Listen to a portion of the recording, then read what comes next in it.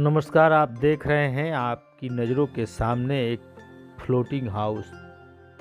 कहने का तात्पर्य है तैरता हुआ घर दिख रहा है। 2 साल पहले बक्सर में यह घर काफ़ी मशहूर हुआ था, क्योंकि यहीं कीर्तपुरा के समीप लाढ़ूपुर घाट के पास इसका निर्माण इंजीनियर प्रशांत कुमार और उनके सहयोगियों ने किया था। प्राकृतिक रूप से बनाए इस घर को कुछ महीने तक बक्सर में रखा गया। इसने खूब प्रसिद्धियां लूटी।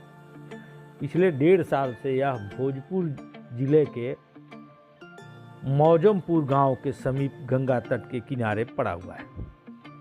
यह शाहपुर के जवैनिया गांव को यह घर आबाद कर सकता है। जब यह सूचना राज्य के मुख्य सचिव प्रत्यय अमृत को मिली तो वे स्वयं इंजीनियर प्रशांत से मिले और इस घर का आकर अवलोकन किया। 2 दिन पहले की यह तस्वीर है। मुख्य सचिव प्रत्यय अमृत इंजीनियर प्रशांत के साथ यहाँ दिख रहे हैं। वे गए। यहाँ 3 तरह के घर अभी फ़िलहाल खड़े किए गए हैं। एक 2 कमरे का और 2 छोटे छोटे घर, 1-1 कमरे, किचन, बाथरूम, सब इसमें लगा हुआ है। बाढ़ के दिनों में जो शाहपुर का जवैनिया गांव जिस तरह से तबाह हुआ, अगर ऐसे घर होते तो उन लोगों को बचाया जा सकता है, या यूँ कहे कि इस घर का निर्माण कराकर जवैनिया के कुछ लोगों को बसाया जा सकता है। मुख्य सचिव ने प्रशांत की बात पर गौर करते हुए फिलहाल 40 घरों के निर्माण की मंजूरी दी है। जब यह घर बने थे तब इनकी लागत 3-4 लाख के आसपास थी।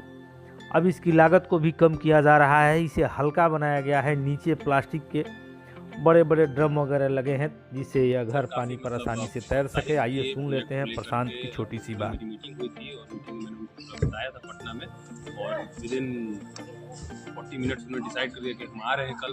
तो आज आए भी, और इस प्रोजेक्ट को बढ़ाने के लिए अब हम लोगों ने प्लान किया है कि कोई एक गांव जो है हम लोग एक मॉडल क्रिएट करेंगे अब, जो दुनिया के लिए एक एग्जाम्पल बनेगा कि ये गाँव ऐसे भी हो सकता है। खासकर बाढ़ पीड़ित जो एरिया है उसका, अगर वो पहला एक गांव सक्सेस हुआ तो फिर हम उसको रेप्लिकेट कर पाएंगे आगे भी। उसके अलावा भोजपुर के लिए टूरिज़्म के लिए हम लोगों ने डिमांड किया है कि भोजपुर में टूरिज़्म नहीं है। ये बेल्ट जो है ये ऋषि मुनियों का बेल्ट है। इस परंपरा को भुला दिया गया है।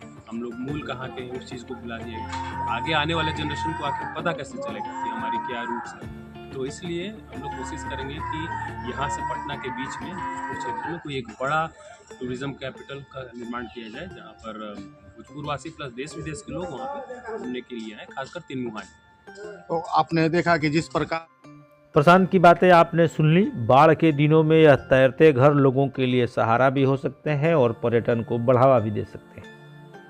प्रशांत की बातें सुनने में आपको थोड़ी सी कठिनाई आ रही होगी। यह वीडियो दूर से आया है, इसलिए ऐसा नहीं हुआ। यह हमारा बनाया हुआ नहीं था, किसी दूसरे ने हमें सहयोग के रूप में यह वीडियो प्रदान किया है, और यंत्रों से ध्वनि माकूल कैद नहीं हो पाई है। फिलहाल आपको हम बता दें, प्रशांत ने बक्सर में ही इस तैरते हुए घर को तैयार किया था और बड़ी संख्या में लोग इसे देखने पहुंच रहे थे। अगर उनका सपना साकार हुआ तो बाढ़ से परेशान लोगों को यह भविष्य में मदद दे सकता है। हमारी शुभकामनाएं उनके साथ हैं। मिलते हैं किसी अन्य खबर के साथ। तब तक के लिए धन्यवाद।